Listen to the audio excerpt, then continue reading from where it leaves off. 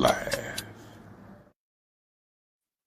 Hey, welcome to this special edition with the Raw Approach. I am Dr. Woods. Glad you're in the house on the day.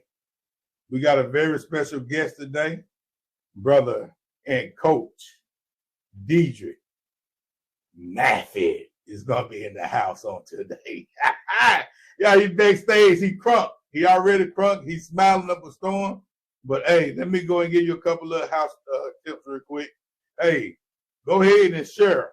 Like and share. This is what we do. I appreciate y'all getting the word out about the Raw Approach, Dr. Woods, and the show and the content that we do. So go ahead and do that. Hey, if you are on Facebook, hit them stars. Them stars show support for us. And also go to YouTube. Hit the Raw Approach. Follow us. Subscribe to us. It's free. It don't cost you nothing. The Raw Approach. The Raw has a dot after the R.A. and the W. So it's the Raw Approach with the R.A.W. has a period or a dot after each one of those. All right? All right. Without further ado, I'm about to bring him on and let him introduce himself the way he do what he do.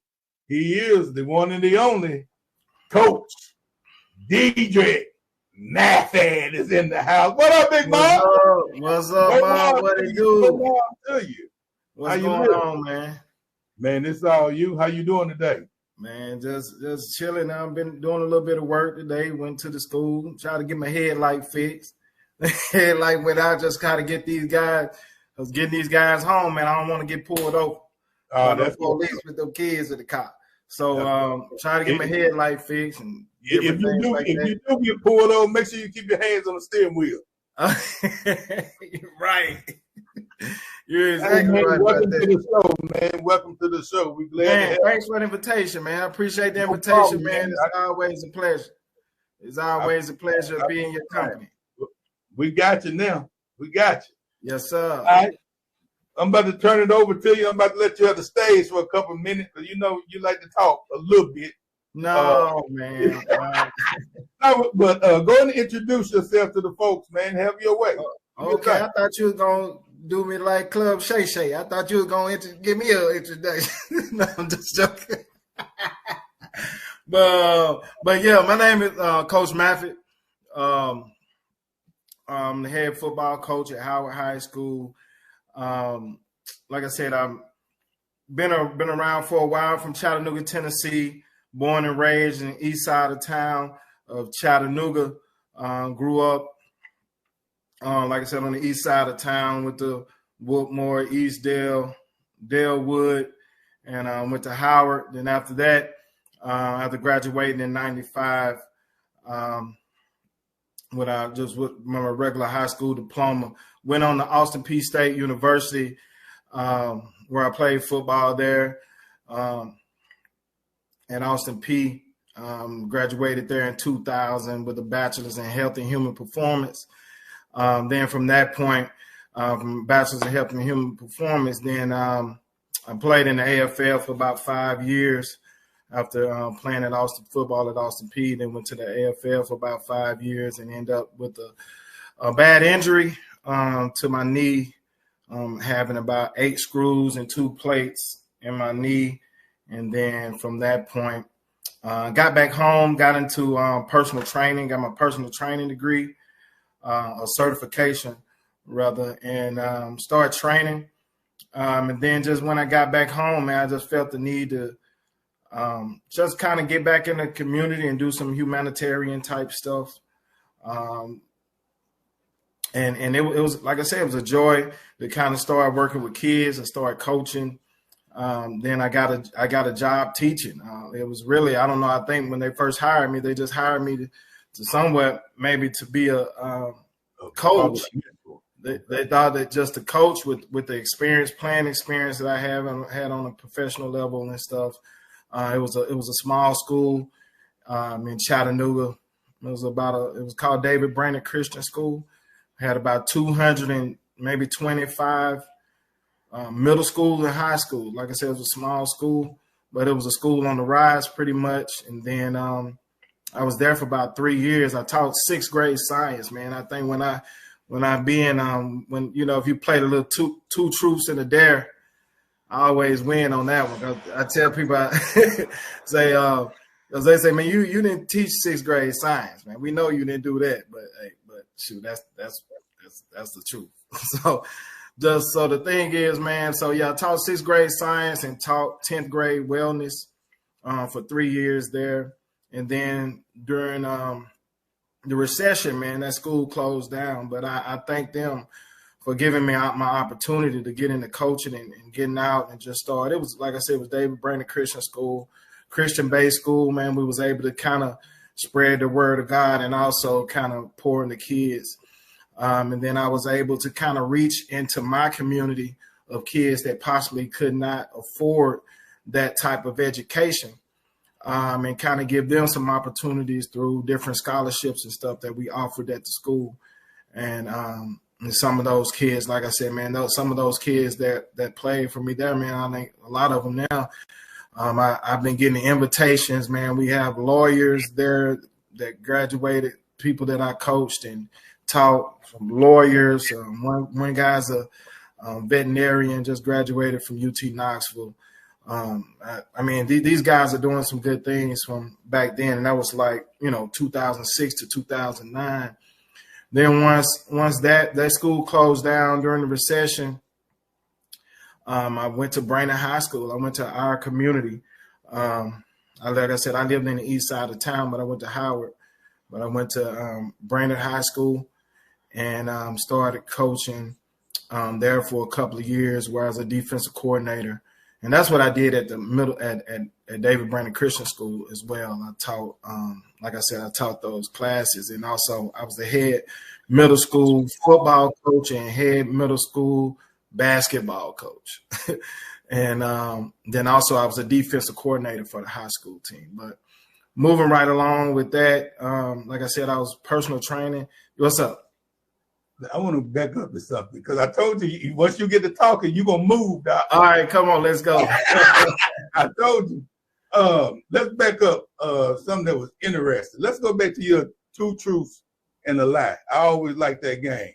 So what would be the other 2 things that you would put out there? And then I'm going to tell you mine that get people all the time. All right, so like I said, the truths, one of them I can't say. You know what I'm saying? The one of them, I'm not gonna say that because my wife might be on the call.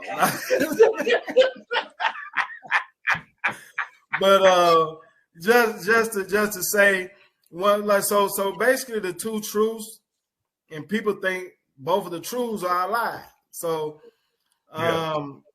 So when I was in the AFL, man, I know everybody know bag that thing up, right? So the bag that thing up video. I used to talk to the young lady that's in the video that had a little gray cat suit that was in the pavilion. And everybody kind of remember that part of the bag that thing up video. So that'll be one of my truths. And people think that's a lie too, because I be like, I used to talk to her. And then the other one, I don't remember that, but I'm gonna go check that video out. But then the other one is like I said, I taught 6th grade science, and then the other thing I just make it could be just anything, you know what I'm saying? Okay. So it's it's all good on that. What's yours, man? All right, well, I know you're gonna already know this off top, but it stumped people. Even when we was at regionals last time, man, they was totally blown, man. I tell them that let me see how this goes. I tell them that I was a biology major with a double minor in chemistry and physics. That's one. 2, I tell them that I played some sort of pro football at one time in my life. And the third one would be I was a gymnast for one time in my life for a little while. Yeah. And so I put that out, and so then they never get it right. That's what I'm saying, man. I put two truths out there that people think are lies. Yeah. So they just pick either So, way. so of course you know what the lie is. What's the lie? Man, the lie just be anything, man. No, I'm talking about for mine. Oh, okay. Oh, so the lie. I mean, you ain't played professional, did you? No. Right. That's what I'm saying. Hold on. I don't think you played professional sports. But the thing was, they be like, oh no, I know he didn't do the gymnast thing. I know he didn't do the gymnast thing. Right. But they didn't know. I tell people all the time, it's kind of funny, is that I had my last semester, I signed up and got approved for 24 credit hours, 8 classes.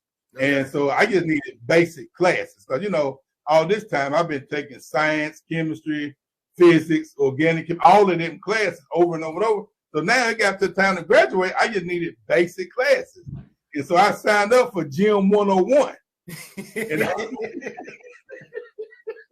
I didn't know it was Gymnastic 101. So you were doing splits and everything? No.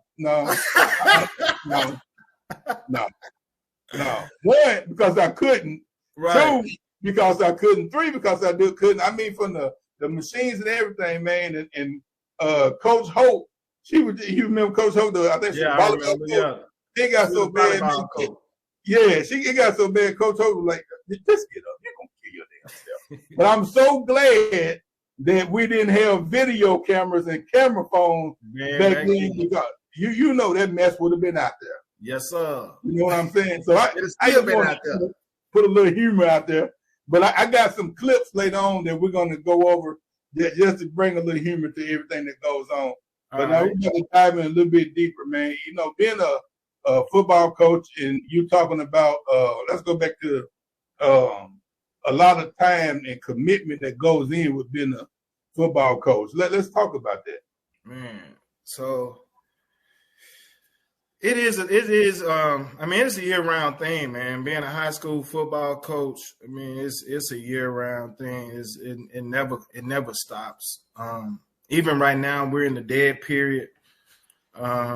Me and my offensive coordinator, I guess we was at the school today for about 4 hours, just trying to make sure we had our run package completed, making sure we have anything, and dealing in, like I said, a Title I school where we are. I mean, our kids, once they feel that you're a part of their village, like they're going to reach out a lot of times. Like a lot of our kids right now, especially if it's somebody that they feel like they can trust, no matter what the situation is, if it's a ride to work, if it's a couple of dollars for some food, if it's an outfit, if it's condoms, I mean, everything. I mean, it's just anything that our kids possibly feel like they need or whatever, they'll reach out to you. You know what I'm saying? If they're having a bad situation, if they possibly get arrested, if they did something they know they shouldn't have done, and just kind of like, man, what do I do? So it's some of those things, man. Your phone is forever maybe silent or something like that, but it's kind of like it's a ministry, man. It's just kind of like being a pastor. Like you have to be there for the people in your congregation, pretty much. So it's like really all the time. It's just like if any of my kids call me now, do I try to have some time away? Yes, I do. Like if I go out of town, and I let them know. But a lot of times, you know what I'm saying, you have to continuously pour in to some of our kids because of the trust of some of the parents that may be absent in their lives and different things like that. And so, and when you're dealing with, maybe 30 kids, 35 kids, sometimes 40, that's a lot of kids that's looking for your time. That's what's up, man. And then one thing we know, when you in those jobs, that phone is glued to you.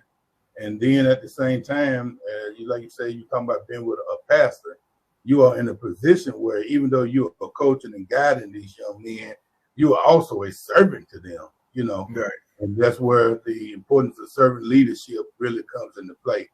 And the good thing that you talked about is that they are able to come to you to talk about anything. Right. I mean, you slid that thing and it's about the condoms, but I mean that's something that some people find might be comical, but man, this is a real life issue, man. It's reality, man. Yeah, it's the reality It's of what's reality. going on with everything else that's going on, from the danger of the streets, from trying to prevent from being in gangs or being associated with somebody that was in the gang and now they feel that they are part of it, or I mean, sometimes it can be family members who that family member is could have had a rough run-in with the streets, and now you was, meaning them, they associated with that, and they ain't got anything to do with it. So, I mean, it is a ministry. It's a tough job to be in, but that's why when it comes to some jobs and some missionaries and some missions, some people just call for that because God had prepared you for that mission. Yeah, that's what I said.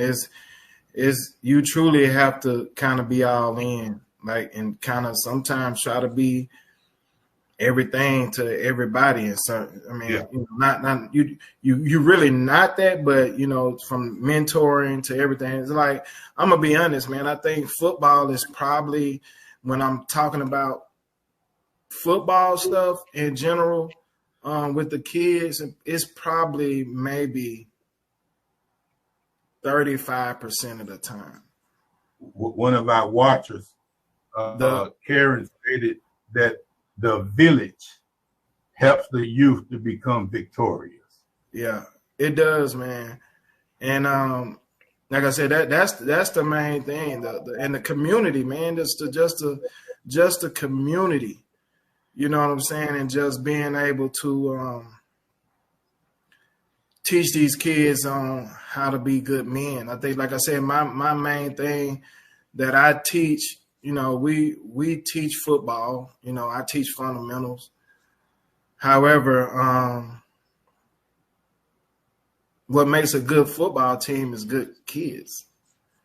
It's more than, because now if I teach character, if I teach discipline, and if I teach a kid to have integrity, and all those, and those kids carry those type of characteristics, they're going to be good football players because they're going to listen. They're going to do the things that I asked them to do. They're going to have good character. They're going to have good interaction with the other kids. You know what I'm saying? They're not going to be disrespectful. They're going to do the things in the classroom. So that's, like I said, if you go back to it, man, I think maybe football stuff that we do is probably only about 35, maybe 40%, but I'm thinking maybe about 35% of the time we're doing football stuff.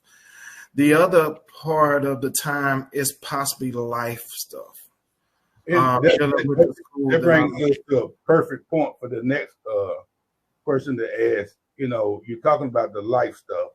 What is it that you, your coaches, and as you are preparing the youth for life after high school, what does that look like with you? You talked about the character classes, you talked about the leadership class, you talked about just having real life conversations with them. Then you talked about those that have been successful, that have moved on. One is a veterinarian, and you identify the attorneys and all that type of stuff. So what are some key factors to really help these young men to prepare themselves for life after high school? So for me, like, I have like 4 core values of my philosophy of coaching, pretty much. And those are pretty much academic excellence, discipline, building relationships, and the other one is positive mindset.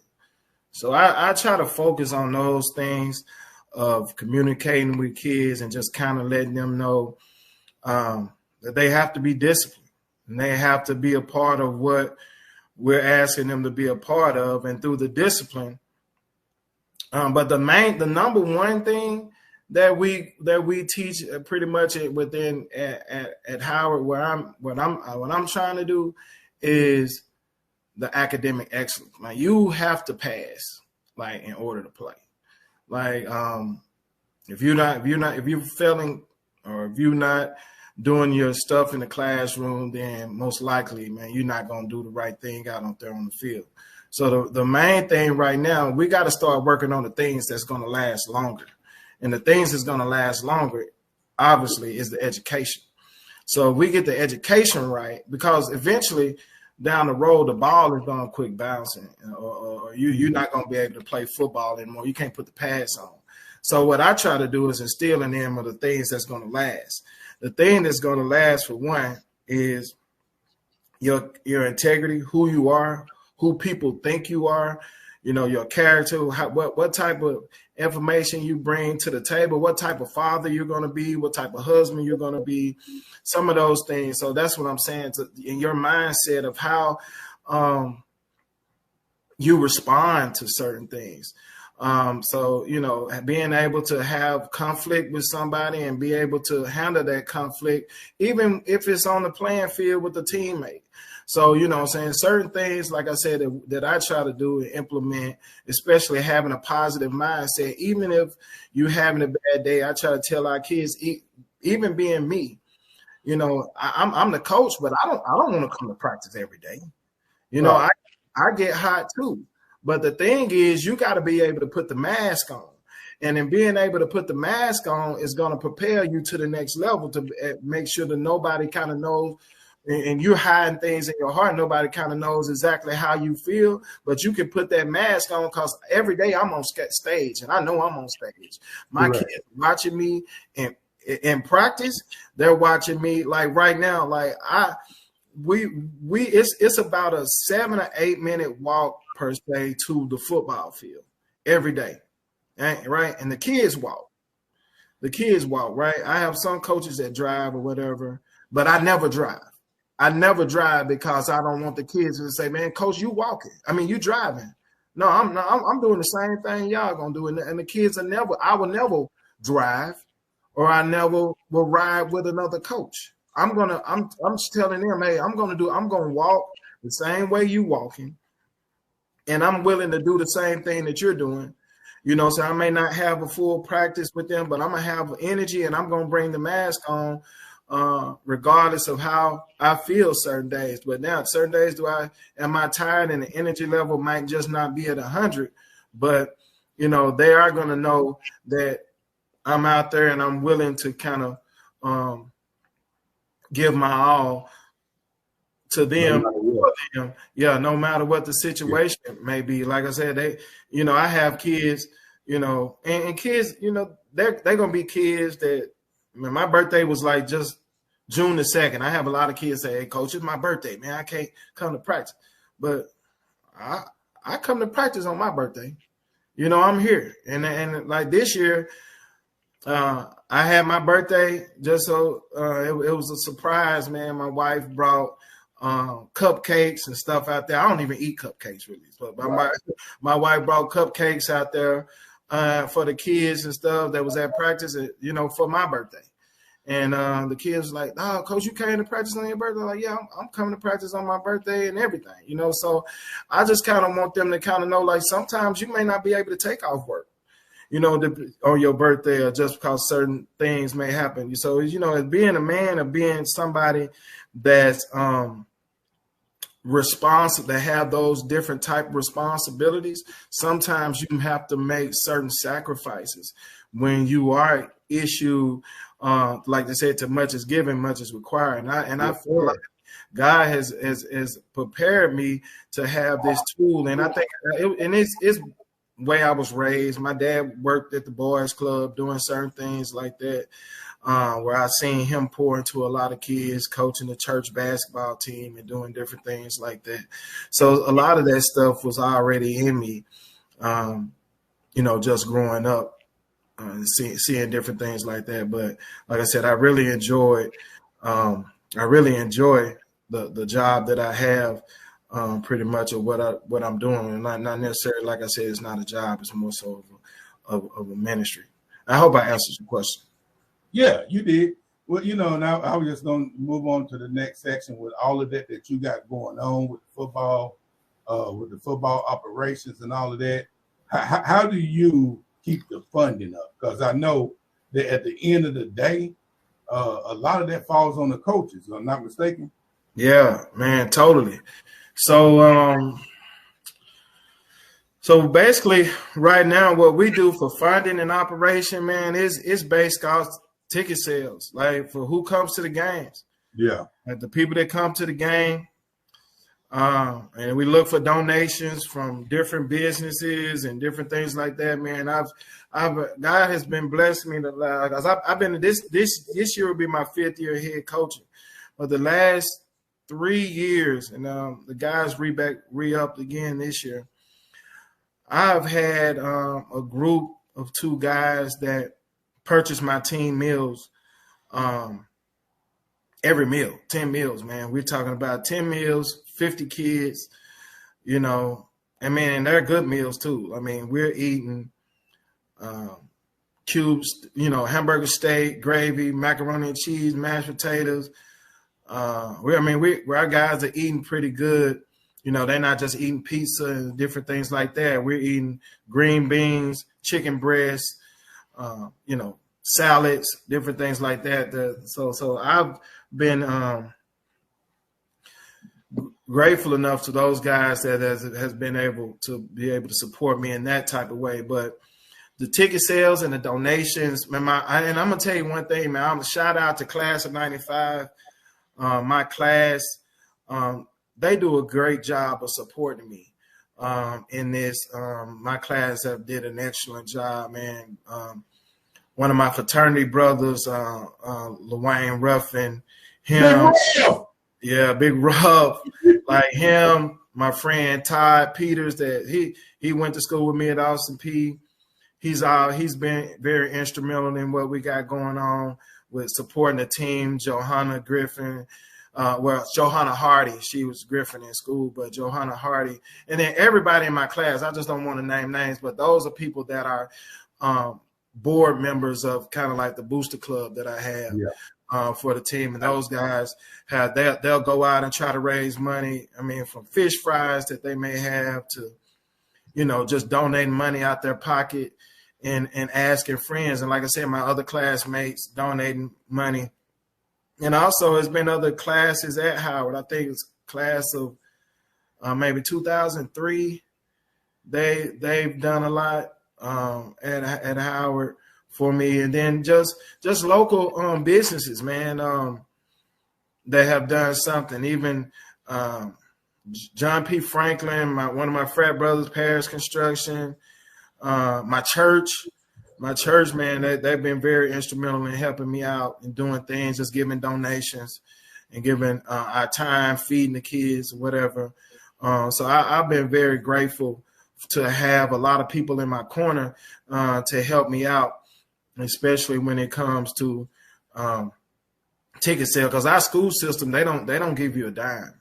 Yeah. Like, they don't give you one dime, man. It's like whatever you get in ticket sales and whatever you get from ticket sales, whatever you get from donations and fundraisers, you know what I'm saying? So, and it's kind of hard dealing with fundraisers. Everybody's don't want to sell anything. So it's certain things that I have to kind of do to help make the ends meet, man. Because our kids, I mean, football is an expensive sport. You're talking about one helmet right now. These helmets are about $400 for one helmet. And then you got to try to, for my team, like I said, we're kind of small. We play big ball, but we have a small team, but trying to outfit maybe 30 guys, you know, that's a lot of helmets with $400 a piece. Then you're talking about shoulder pads, which is another, you know, $199 to $250 for shoulder pads. Then, you know, the kids, we try to furnish them with those stuff, but the kids buy their own girdle. And then I furnish knee pads too. Just because they get lost and different things like that. And I give them one mouthpiece. You just get one mouthpiece, you got to pay for the rest. But it's just certain things like that we do, man. And like I said, through the grace of God, man, I've just had a lot of support from the people in the community, and just to kind of pour into some of our kids, because we do like banner sales too that may have banners out there. for different businesses to promote. So let me ask you this: how does it feel to be coaching at your alma mater after 30 years? Right. What is yeah. that? So this year, man, this year is my 30th. So 95 to 25 is my 30th year anniversary, graduation anniversary, man. So it's surreal, man. It's just I never would have thought I'd probably be in this position. But I thank Dr. Ware, our principal, and Mr. Moore, the athletic director at the time.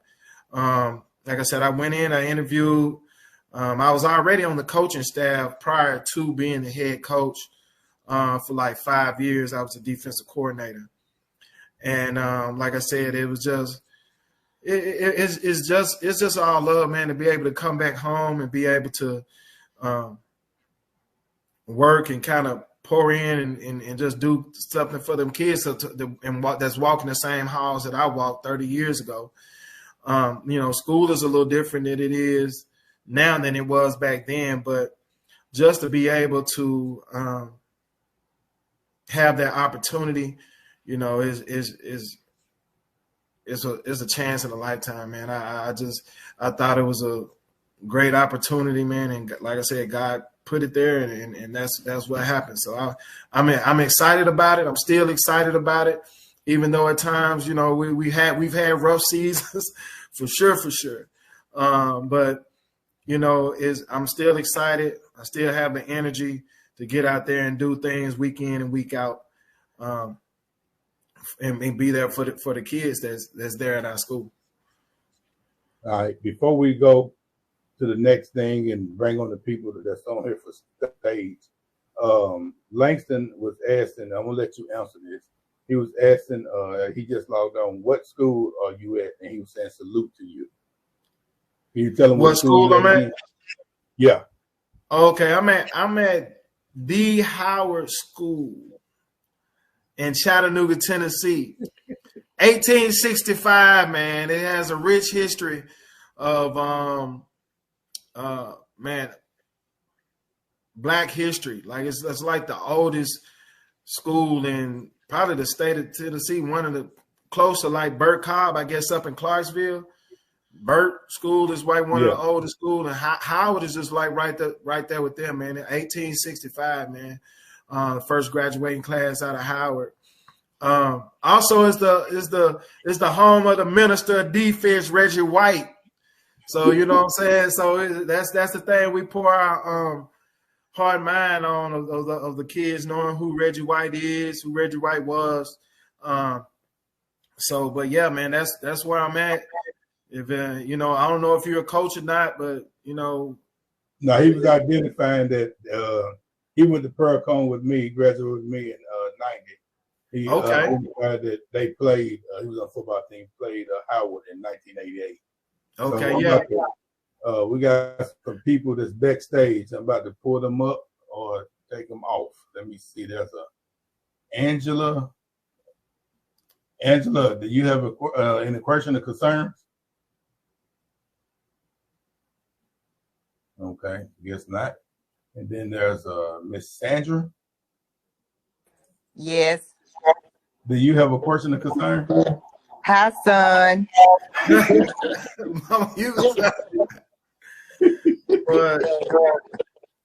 That's crazy, huh? Yeah. All I have to say is go, coach. That's what's up. Thank you, ma'am. All right. All right. Gonna do that, I would have said hi, brother. Well, there you go. You can say it. I said if I knew she was gonna do that, I'd say hi, brother.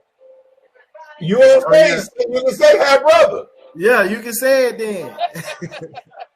We're joining you from the cruise ship somewhere in the middle of the Atlantic somewhere.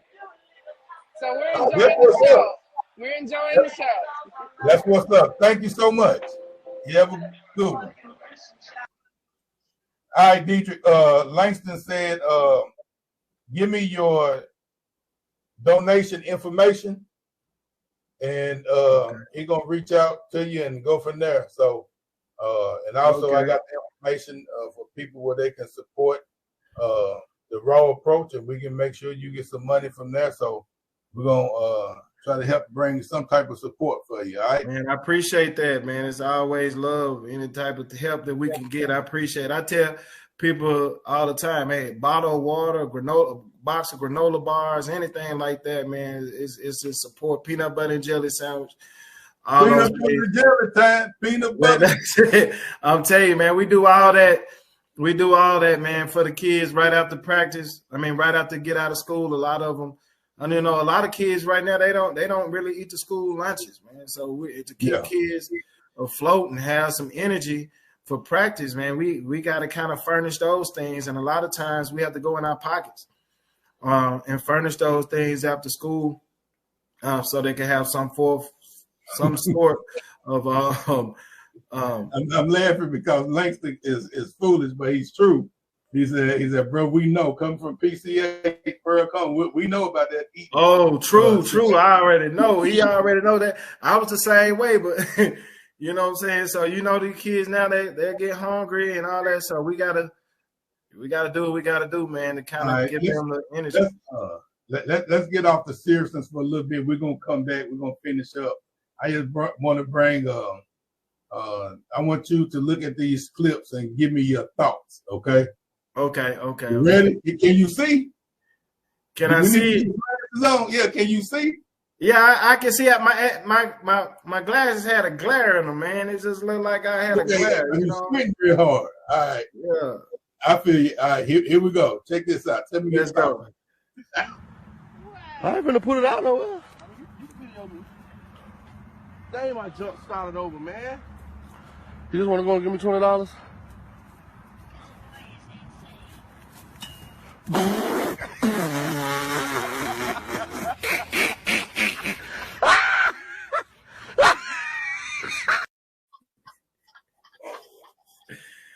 Hey, you should have known that wasn't gonna work. But hey, even though that's funny, man, I always try to find the silver lining in it. He made it over.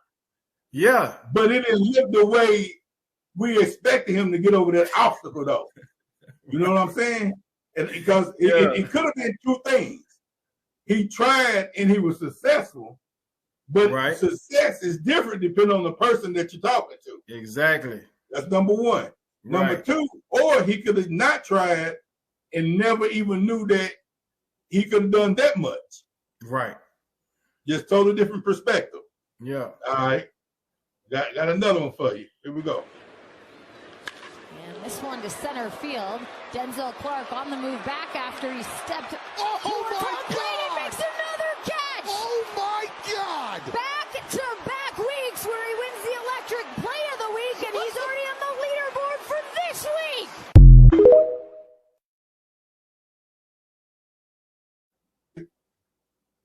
I can't hear you. Can you hear me now? Yeah, now, yeah. What's your thoughts about that? Man, that's a heck of a catch, man. That kid that's not quitting. That's being relentless. To go out there, just let it all hang out, man. That's how you have to play every play, because every play in football could be your last play. So you just have to be relentless like that, man, and just being able to just kind of give your all on every individual play. I mean, he took a home run from somebody. You know what I'm saying? And the trip part about that, he's known for doing that. Yeah. There's another clip I got where he done that in 4 games back to back to back. And to the point now that when people hit that ball and they think it's going over, they're not getting excited no more because they're afraid he's going to go get it. And when I look at that, I look at it from a perspective is, if you give up, I think this is the piece where in talking with kids, sometimes you can't give up. You got to push yourself to that next level. Yeah. I think it was a Regions commercial where they were showing that different trainings that the coaches were doing that to help produce kids to another level. One was swimming, one was hitting something, one was boxing, and another one was somebody doing just like that, going far and beyond to catch the ball over the goal. So I give those to you is all about, just stuff that we can use no matter what it's in an executive classroom, dealing with leaders, whether we're dealing with kids, whether we're dealing with employees, whether we're dealing with coaches. This is stuff that we all need at any level to say, don't give up, because people are watching, like you spoke about earlier. All right, this is my last one. Give me your thought on this one. You ready? Yeah. All right, that's what's. There comes a time where you just have to allow the noise and the audience around you to just let them do what they do, and don't let it phase you.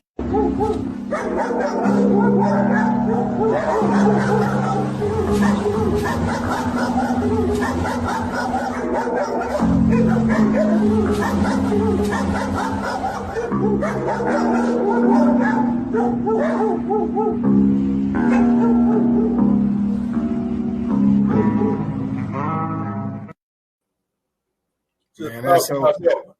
Man, I'm gonna tell you like this, man. I don't know how when you are a head coach, I think that's it's two people that get criticized a lot. The head coach of a sport and the referees. Mm-hmm. I'm gonna tell you everybody's gonna feel they're gonna criticize those people a lot, especially when it comes to a game. And a lot of times you may have people to say, man, I can do that better. I know I can do that better than him, when they don't really know exactly what all it takes to be in these shoes of being a head coach, and not knowing that it's more than a football game. And you hear that chatter, you hear that noise, you hear, I don't even get on Facebook, because I mean, my 5 years there, like I said, we've had some rough times. Some of it's been misfortune of being, because due to our school population, like, we play 5A ball. They just moved us up to 6A. Mm-hmm.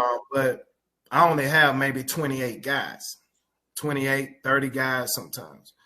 But you still hear a lot of chatter, and then, sometimes I have to tell my wife, like, get off Facebook, because you're going to hear people talking about, the team, or people saying this, that, and the other about, man, I know they should have won that game, and do this, different things like that. But you got to continue to keep your hand on the plow and know what you're doing is right when it comes to changing trajectories in life, man. You got to give transformative experiences.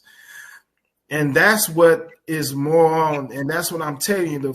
Nobody is going to worry about that we lost to Brainerd 10 to 15 or whatever 30 years from now.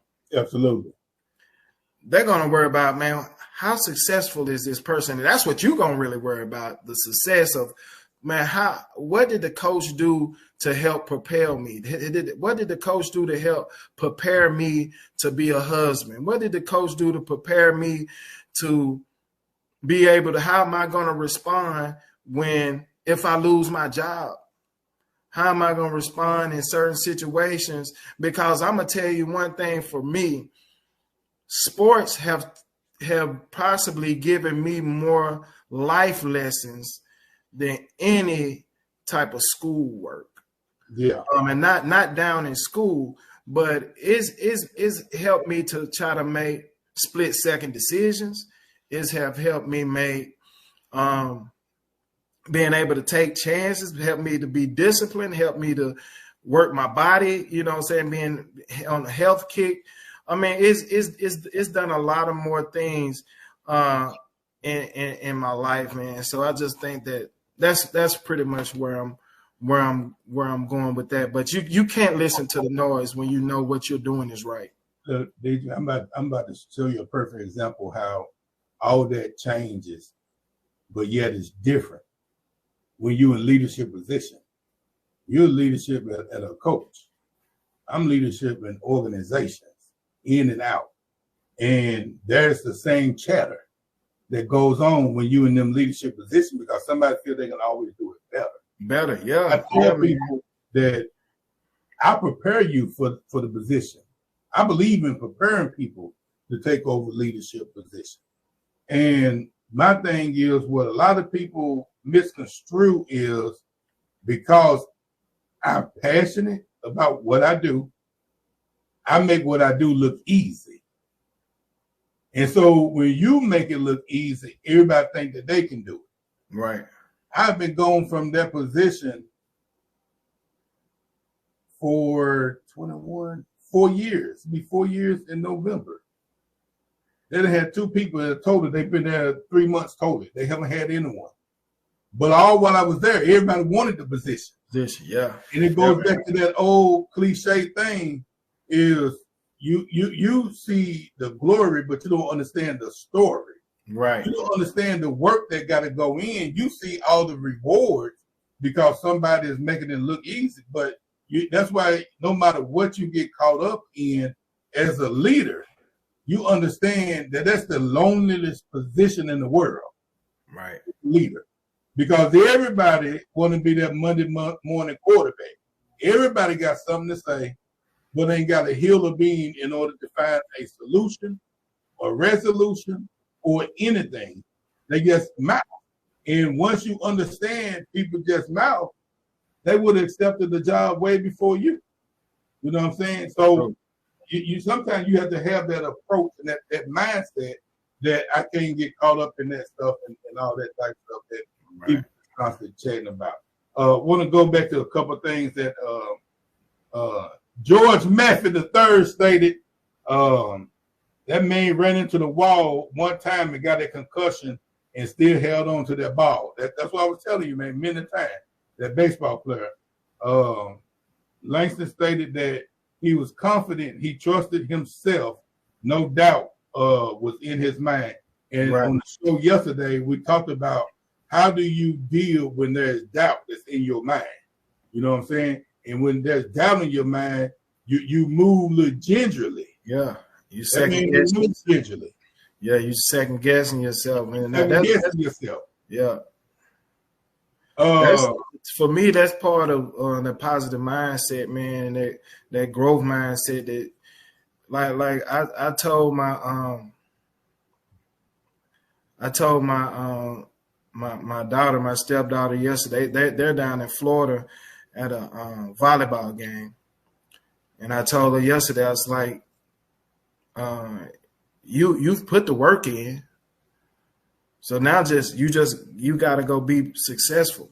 You got to trust the work that you've done, and that's the main thing. Like, trust the work that you've done. If you feel like you don't put the work in, now you can second guess yourself if you feel like if you knew you couldn't be working harder. But if you know you've been giving your all, you don't need to second guess yourself. Just know that what you've done. You know what I'm saying? Trust the process of the work that you put in. And that's the main thing you got to do. And then you don't have to worry about second guessing yourself. You trust the work you put in. Now, if you've been half telling on the work, then yeah, you should be questioning yourself because you're like, man, I done wasted some time. But if you putting in 100, you gonna get out what you put in. Majority of the time, pretty much all the time. All the time you're gonna get out what you put in. So just trust your work. Absolutely. On Facebook, they having their own little conversation, but they answer the questions at the same time. It was asked, what is your population? What is the biggest challenge in participation? And your brother answered that population was about 1,400, but they all play soccer, if you understand where we're coming from. Absolutely. And then I think so y'all only have 500 blacks and this little over half is girls. Yeah, so like our school population right now, I guess from last year and a couple of years, it's been about 1,400 students. At one time, we were up about a little less than 1,600 students for a while, but this past year they had us registered for 1,510. They said we had, when we went up to TSSAA, they said we had about 1,510 students. Out of those 1,510 students, we possibly have 1,000 Hispanic students. And a lot of us, so our school demographics have totally shifted in the last 15 years. It started maybe back in 2010 through 2012, to whereas, Howard was possibly 98% African American. Right now, we're probably about 70% Hispanic. So the whole demographic of the school has shifted. So therefore now, basketball, some of those basketball, football, some of those, outlying sports are kind of suffering because, for one, our teams, our private schools, Chattanooga has too many high schools for the amount of students we have. And for two, we have a whole lot of private schools too. Yeah.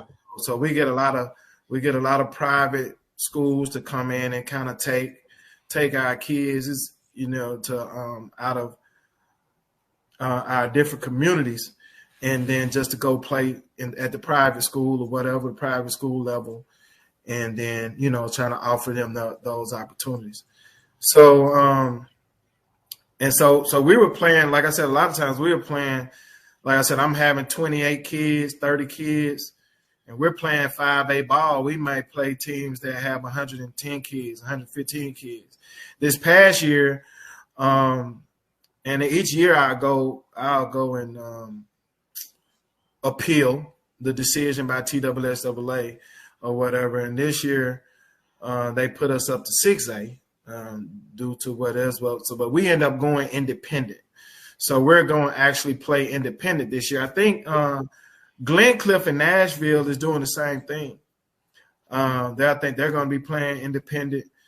Cumberland County, a few more other schools is going independent.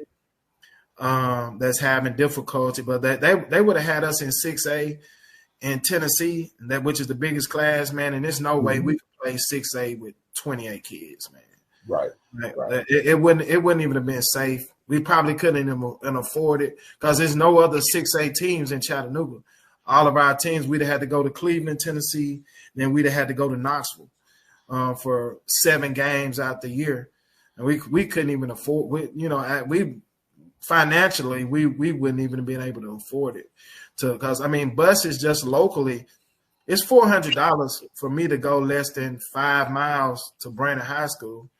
5 to 8 miles, that bus is going to run me about $400. So that's why, it's very important that we get funds and do different things like that, man, and fundraise and do certain stuff like that, because in order just to pay for transportation. But so that's pretty much how our demographic has shifted. But our soccer team, man, they're amazing. Like they've been to the state. Like the last 2 years in a row, they won the region. So it is still advertisement for our school, and it's just just certain populations of people or demographics. They just don't play football, and nothing is wrong with it. Yeah. You know what I'm saying? But at the same time, we want to, and my job right now is just to try to say, try to find as many of those kids to play football. Possibility. If they're there, we got to work with them. They could be your field goal kicker. Yeah, and luckily I have one. I had one. He right before the dead period, he came, and a lot of guys that I talked to at school, they say, "Me no hit, coach. Me no hit," and that's fine.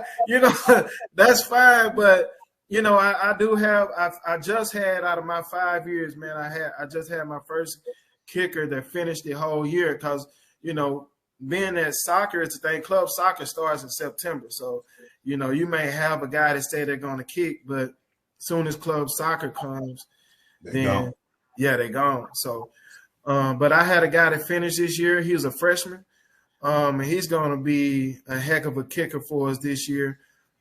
He just like I said last week when we was at practice, he was out there kicking.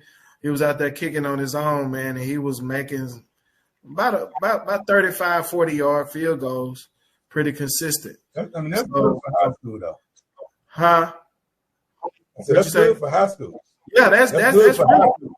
Yeah, that's really good. So, like I said, so I'm excited about that and that opportunity that we have, and hopefully, a few of his buddies may come out too and join the team and try to do certain things. So, like I said, we have opportunity for everybody, man, especially on the team when it comes to that. That's what's up. All right, we're about to slowly, surely wrap this up. I'm about to give you another topic, and we're gonna hit this pretty quick. Okay. And then, I like to always ask all my guests, if there's anything you want to ask me, feel free. Think about that while I ask you this. What is the importance of you encouraging the youth to enjoy their childhood?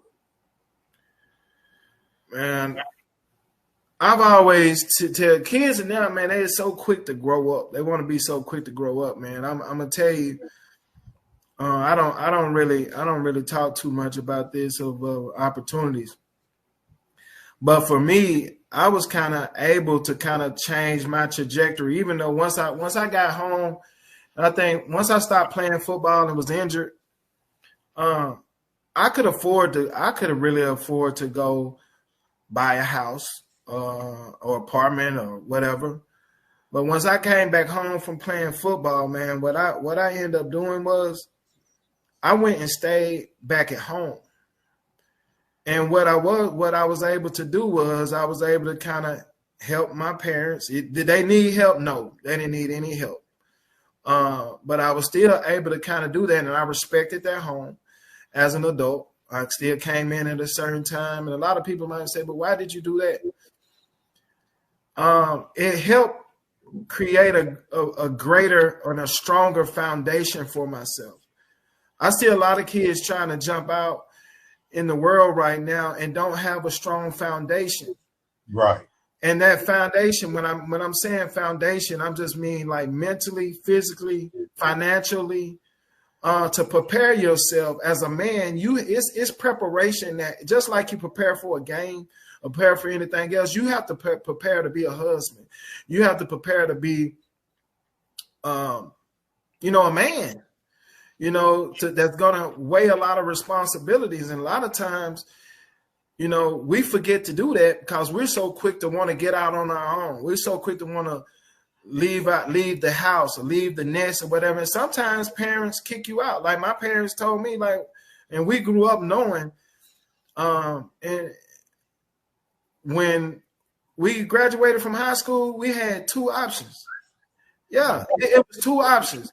And the two options was go to the military or go to college. It wasn't go to work and do all that and stay here. That wasn't even an option. It's either you going to college or you going to the military. You know what I'm saying? Either one. It wasn't that you could go and work at, a lot of people go to Blue Cross, work in Chattanooga, Blue Cross, Cigna, all those, the chicken house, different things like that, and stay at home. Like that wasn't even an option. So, and I grew up knowing that was an option. And I think we don't have enough of that anymore, of parents saying, hey, man, this is what it is, and this is what you're going to do because I know this is the best thing for you. And a lot of times parents are trying to allow kids to make their own decisions on certain things, and that's good in certain things. But sometimes we as parents, we have to lead our kids in the right direction. And sometimes it's tough for a parent. I'm gonna tell you one thing, man. The lady that just came on there, which is my mom, I really cherish this. Like many times at Austin P. Several times I had called home, but really, in this last time I had called home, I was probably like a junior or senior, man. I can't remember exactly what it was. But I called home because school was getting kind of rough. I was playing football, and it was getting kind of rough. So I called home and was like, look, Mom, I think I want to come home. And the thing is, from school, she was like, you better get your blank off the phone. Don't call here with that no more. It wasn't an option. It wasn't even an option. Like, she didn't give you an out. She didn't allow you to have an out. Exactly. Man, she wasn't giving no out. And that's talking about, my mom and dad got divorced when I was probably in the 4th grade. My dad was still in my life. I knew he was and all that. But my stepdad, man, he a beast, like, of a stepdad, bro. Like you can't get no better. Like, right. So I was able to kind of see everything. I'm able to pull things from my stepdad and pull things from my dad to kind of make me.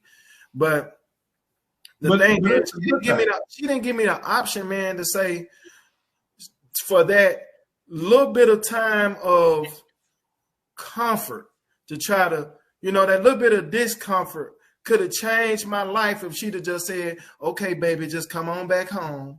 And I see a lot of that, man. Like a lot of kids that I get to sign scholarships, man, next thing you know, by December, 1 year, man, they back at home because it gets rough. And it's college is tough. It's going to be tough.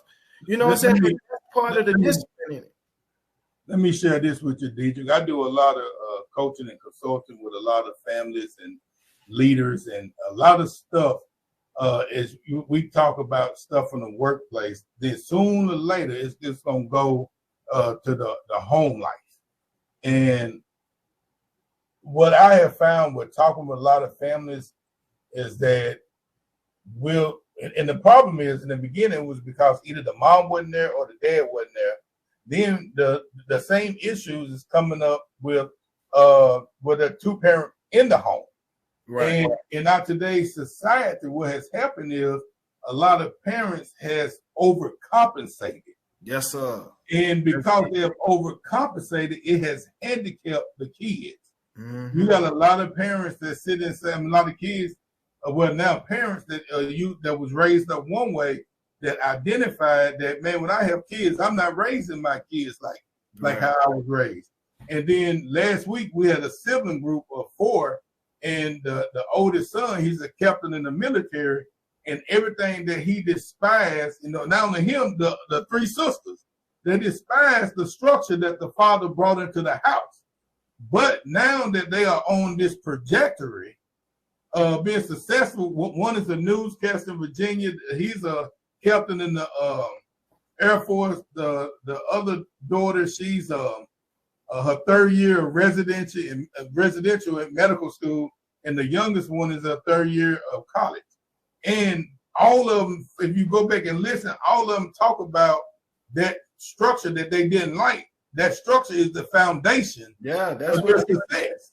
Exactly. You know what I'm saying? And the son, all of the things that he hated and despised that his daddy was doing and raising that house, and be ready to get out that house, because it's just like, he was talking about that eagle. Eagles put rocks and thorns in that nest to get you out that nest. And so, but he identified he's just like his daddy now. Yeah. And I think that's, I'm telling you, and I think I take a lot of that into my coaching too. That's why some of the kids be like, man, coach be tripping. But coach gonna keep tripping, because I know this is what you really gonna need, man, to be successful, because life is not gonna be fair to you. No. They're not gonna just coddle you and do certain things to just make you feel comfortable. Life is not gonna present that.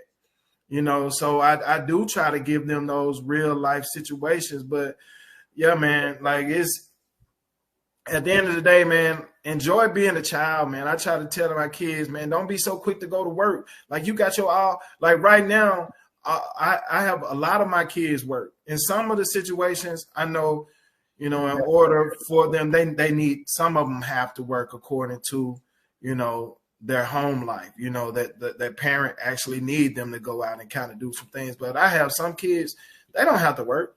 They just want shoes. They just want Jordans. They just want these clothes to say that I got this and I got that.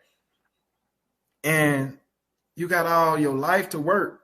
And that's why I tell you, it's always, you only have so much time. And I tell them that, like, you only have so much time to play these sports or get that good foundation in school that's going to help prepare you for college. Like right now, I told my stepdaughter, when I get old enough, can I get a work job? I said, no.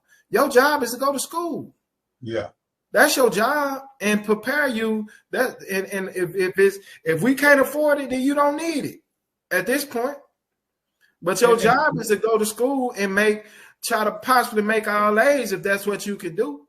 And if you know what I'm saying, and you need to be focusing in on that. If you got time to work, you got time to make out. Now, if you got straight A's, yeah, you can go. We can find something to do. You know what I'm saying, during the off time. Like I told, you might umpire some games and try to learn how to ref or do something like that kind of can help you with it, because she's an athlete as well. And to have an appreciation for the referees, man. I think a lot of our kids and parents don't have appreciation for the referees that's out there, and knowing that these people are human. They're going to make a mistake. I mean, I do that in my coaching, man. I'll give a referee 3 chances. You're going to get 3 chances. Then I'm going to fire and tell you that. But I'm going to give you 3 chances. But that's how it is, man. And I like I said, man, I just try to instill in our kids, man, to just enjoy your childhood, and also, man, choose some good friends, man. I think just the main thing of it's 2 Bible verses, man, that I talk to my kids about at Howard, and I'm gonna let you go. I know I'm probably saying going too far, but 1 Corinthians 12:12, for the body is one that has many members, and all those members of that one body, being many, are one body. Also, it is of Christ. And I teach my kids that 1 Corinthians 12:12, because everybody got a role that they have to play on this team. Everybody got a role that they got to play when you have a family. Depending on your family structure, everybody have a role. And your job is to do your role, whatever it is on this team, whatever your role is in your family life, and all that. And also the other one is like 1 Corinthians 15:33. When I was talking about character before, is that Apostle Paul says, "What? Do not be deceived. Bad company corrupts good character." And man, that's why I try, man, you got to watch the people you hang around. You got to watch the people you with. And that's my main thing, Coach. That's if anybody don't get anything from what I'm saying today, if it's a coach out there, if anybody, like, one thing that I try to do is, like I said, I create good kids. Good kids will change your team. Yeah. You know what I'm saying? To make a good team. So those are the 2 things. Like I say, man, my kids pretty much on my team, I say those verses so much they know it. They know it. And the catch with that, a good team does not equal victory. Yeah, that's what I'm saying. You get that understanding that you have a good team, you got a team of good characters. Yes, man. Totally different. You know what I'm saying? You develop a team, and that's why I say success look different to everybody. Like that's what I was going back into what you were saying on that about the man going over the things. Since he was successful to get over, but it may look different from anybody. And my thing right there, man, I think you might say this on one of your quotes where you talk about small victories, having small victories and small victories lead to greater success. Yes, man. And that's what I have to do. A lot of times I have to find the small victories because the scoreboard may not say we win. Right. But if I can change a kid's trajectory to make him start believing in himself a little bit more than he did 3 weeks ago or last year, to whereas not saying that he's a better football player, but now he ain't cussing his mama out. You know what I'm saying? Yeah. He's saying, yes, sir, yes, coach. That's all I respond to. When my kids talk to me is yes, no. We don't say yeah, no in the locker room. It's yes, no, yes, sir, no, sir, yes, coach, no, coach. That's all I answer to. If you say that, if you ain't saying those 3, I ain't answering. And there's nothing wrong with that, because those things that you just identified is because you talked about, can they take what they learn from you to become a better adult when they become an adult? That's it. Those skills, you know, when times get hard, you got to understand. And most people do it; they just don't know it. And you got to celebrate the small victories. Yes, sir. And That's because perfect. if you keep celebrating them small victories, then you're going to get where you got to go. But Yep. you're going to get there before you're going to wake up and know that you done got there and then know that you was already there. True. So that's why that's always important. But that goes even into the workplace. When I deal with employees and stuff like that, my thing is I don't put them in a situation where I expect everybody to be chiefs tomorrow. We got to put them on developmental plan. It ain't saying that you done anything wrong. I just need to know what your projector is going to look like. And so we both can equally evaluate you. Right. Because, when I was with the Department of Children's Service, I ask people all the time, if you never went out with these caseworkers, if you never spoke to the caseworkers' families, how do you effectively give them that score on that evaluation? Something to think about. Right. You got to inspect what you expect over and over and over. Yes, all right, Dean, before we wrap it up, man, is there anything that you want to ask me? It's okay to say no. No, but hey, you my dog, man. Hey, I got some questions to ask, but I don't want to ask it on here. Oh, but then, do you have any closing remarks for the audience? Then give me a closing remark. Man, I do want to say this, man. Like I said, so I don't know how much I give you. I've always I don't want to be all mushy or whatever, but I always appreciate the love, man, that you all gave me once I got to Austin P. Like you, Modibo, those guys that kind of took me under their wing of a young black boy coming from Chattanooga at Austin P, just showing me love. I mean, and the main thing I want to say that really meant a lot to me, because I had a few fraternities, saying that wanted to say, hey man, come join our fraternity, do all this, that, and the other. But man, you guys came to me on some more so as a man. Like you didn't come flashing Sigma. You guys came flashing, man, let me help turn you into a man. Let me help get your mind right. Let me help what you need help with on your school stuff. Like you guys came in and want to make me better, man. I've always appreciated that.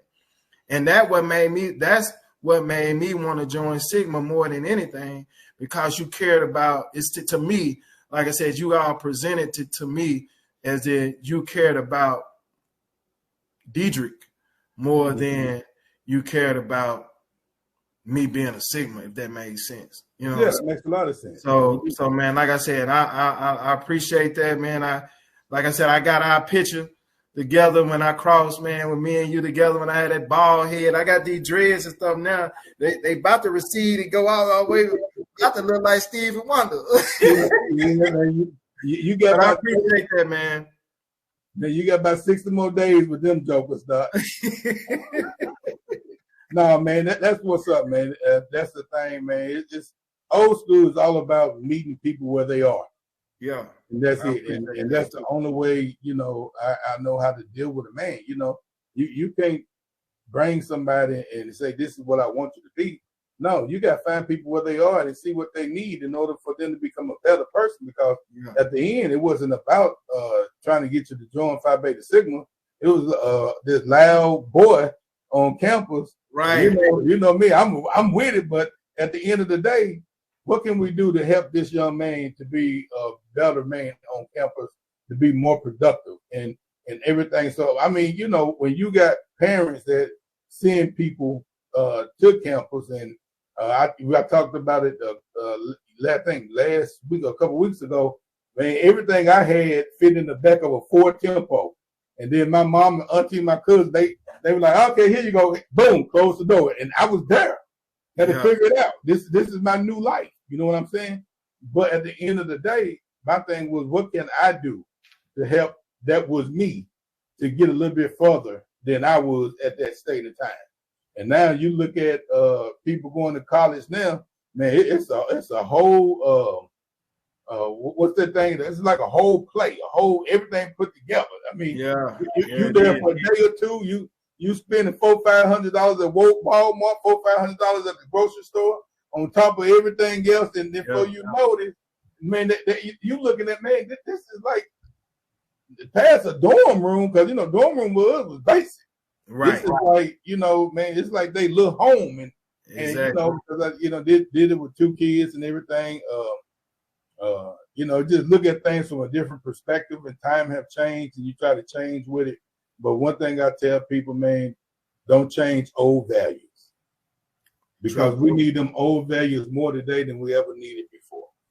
True, man. That's right. All right, brother Dedric, is there anything else you got for the folks before we get up out of here? I don't have nothing else unless somebody has some questions, man. Other than that, we've been on the raw approach. You know what I'm saying? The raw approach, man. It's on and popping. The raw approach, on and popping, man. Hey, y'all want to thank everybody for joining with us today. I want to thank brother Dedric Maffett for being in the house. Hey, I had to do it. I want to thank him for being in the house, man. We're about to shut it down, but I want every one of you to know, hey, you are appreciated. Thank you for your support. Thank you for joining in on today. We are here every Wednesday with a new guest. And like I said, with Dedric, it was a special presentation on today. So with that said, remember, small victories lead to greater success. I am Dr. Woods, and you have just been hit by the raw approach. Peace out.